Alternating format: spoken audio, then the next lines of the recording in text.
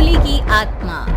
बचपन से शहर में रहने वाला मनोज इस साल होली की छुट्टियों में अपने गांव दुर्गापुर वापस आता है, जहां उसे देख पूरा गांव खुशी से झूम उठता है। जब गया था तब इतना सा था और अब देखो कितना बड़ा हो गया है। हाँ सरपंच जी, जब मैं गया था तब आप भी बहुत जवान थे और अब देखो कितने बूढ़े हो गए हैं आप। चलो चलो बढ़िया है, बच्चा घर वापस आ गया। इसी खुशी में आज रात पार्टी होगी। क्या बात है, गांव में भी पार्टियां होने लगी।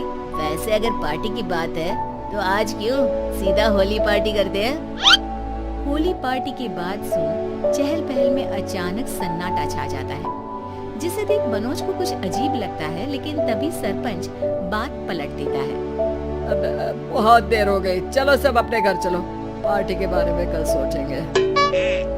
मनोज भी मम्मी पापा के साथ घर आ जाता है, पर होली पार्टी और उस पर पूरे गांव की खामोशी वाली बात अभी तक उसके जहन से निकलती नहीं। पापा, होली पार्टी की बात पर सब चुप क्यों हो गए थे? अरे होगी उनकी कोई अपनी बात, मुझे गांव की पंचायत ही थोड़ी पता है। थक गया हूं, चलो सो जाते हैं, कल बात करते हैं। पापा की बात मानते हुए मनोज भी सोने चला जाता है। आज तो छुपा लिया, लेकिन हफ्ते बाद जब होली का दिन आएगा तब इसे कैसे रोकोगे? अगली सुबह सूरज के साथ ही मनोज भी गांव घूमने निकल जाता है, जिस पर रास्ते में उसे अपनी ही उम्र के कुछ लड़के भी मिलते हैं, जिनसे दोस्ती कर अब वो उनके साथ घूमने लगता है। इसी तरह कुछ दिन बीत जाते हैं और होली नजदीक आने लगती है। दोस्तों, होली में 4 दिन ही बचे हैं, पर गांव में उसकी कोई तैयारियां क्यों नहीं दिख रही? क्योंकि यहाँ होली नहीं मनाई जाती। पर ऐसा क्यों? वो राजा भूषण, अरे तुम 4 दिन के लिए आए हो, क्या इतना सोच रहे हो? चलो कुछ खाने चलते हैं। इसी के साथ एक बार फिर होली की बात को टलते हुए देख मनोज को शक होने लगता है। वो घर पहुंचते ही इंटरनेट पर अपने गांव और राजा भूषण के बारे में जानकारी निकालने लगता है। क्या? मुझे आज तक ये नहीं पता था। ऐसा कैसे? किसी ने मुझे कुछ बताया क्यों नहीं? सारी जानकारी लेने के बाद मनोज गांव वालों या अपने मम्मी पापा से कुछ पूछे बिना खुद ही उसकी सच्चाई के बारे में छानबीन करने लगता है, जिसके चलते वो राजा भूषण की हवेली में पहुंचता है। वाह, क्या हवेली है यार। पर क्या यहाँ सच में कोई भूत है? हेलो भूत जी, कोई है क्या? हम इस साल गांव में होली सेलिब्रेट कर रहे हैं, क्या आप उस पर थोड़ा इंटरव्यू देंगे? मनोज के ऐसा बोलते ही गांव में तूफान उठ जाता है और हवेली में रखी सारी चीजें हिलने लगती है। एक अदृश्य शक्ति मनोज को धक्का देकर हवेली से बाहर निकाल दरवाजा बंद कर लेती है। ये सब देख मनोज हैरान रह जाता है। क्या अभी मुझे हवा ने धक्का देकर बाहर निकाल दिया?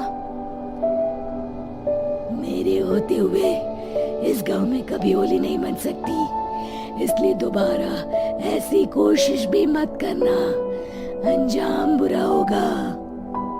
आवाज सुन मनोज हैरानी से इधर उधर देखने लगता है, पर उसे कोई दिखाई नहीं देता। वो गांव वापस आ जाता है, जहां तूफान की वजह से सब कुछ तहस महस हो चुका होता है। आखिर ये तूफान आया कैसे? ना ऐसा कोई मौसम था और ना ही हमने होली का त्योहार मनाने की बात की थी। सरपंच की बात पर कोई रिएक्शन दिए बिना मनोज चुपचाप अपने घर चला जाता है। इस तरह देखते ही देखते होली का दिन भी आ जाता है और मनोज रंग लेकर गांव में निकल जाता है, लेकिन गांव पूरी तरह खाली होता है। अरे त्योहार का दिन है, धूमधाम की जगह मातम क्यों मनाया हुआ है? मनोज की आवाज सुन सब अपने घर की खिड़कियां खोल के घर के अंदर से ही उसे वापस जाने के लिए कहने लगते हैं, पर वो किसी की नहीं सुनता। मुझे पहले भी समझाया था, अगर होली खेलने की कोशिश भी की तो अच्छा नहीं होगा। अरे बात मान लो बेटा, तुम्हें सच नहीं पता। मुझे सब पता है, सालों पहले इस राजा ने एक अंधविश्वास फैलाया और आप लोग आज तक उसे मानते आ रहे हो। अरे बेटा, जब तुम पैदा भी नहीं हुए थे उससे भी बहुत पहले से इस गांव पर होली का श्राप है। अगर गांव में होली का त्योहार मनाया जाता है तो प्रलय आना पक्की बात होती है। राजा भूषण इस सब में नहीं मानते थे, और त्योहार मनाने लगे, जिसके चलते होली वाले ही दिन पहले उनके बेटे की और फिर उनकी मृत्यु हो गई। तभी से गांव की रक्षा के लिए उनकी आत्मा उस हवेली में रह रही है। सबकी बातें सुन मनोज उलझन में पड़ जाता है। सोचना भी मत मनोज, अगर तुमने इस परंपरा को तोड़ने की कोशिश भी की तो उसका परिणाम इस गांव और गांव के लोगों के लिए अच्छा नहीं होगा। मुझे भी यकीन नहीं हो रहा कि आप लोग एक बेतुकी बात को मानकर सालों से रंगों के त्योहार को मातम की तरह मनाते आ रहे हो। मनोज किसी की कोई बात ना मानते हुए पूरे गांव में रंग बिखेर देता है, जिसके तुरंत बाद वहां तूफान के साथ बिजलियां गरजने लगती हैं। अचानक मौसम में ऐसा बदलाव देख जहां मनोज कंफ्यूजन में आ जाता है, वहीं गांव वाले डर से सहम जाते हैं।